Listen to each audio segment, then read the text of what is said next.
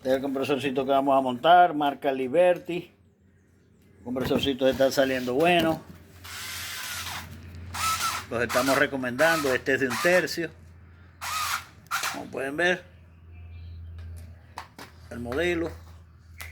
Y bueno, este trae capacitador de arranque. Este es en baja.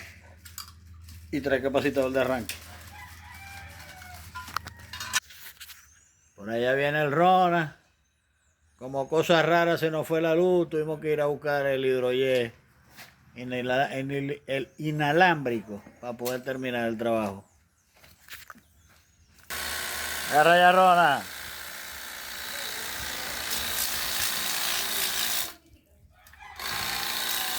¿Pensás que también se le había ido la luz a él?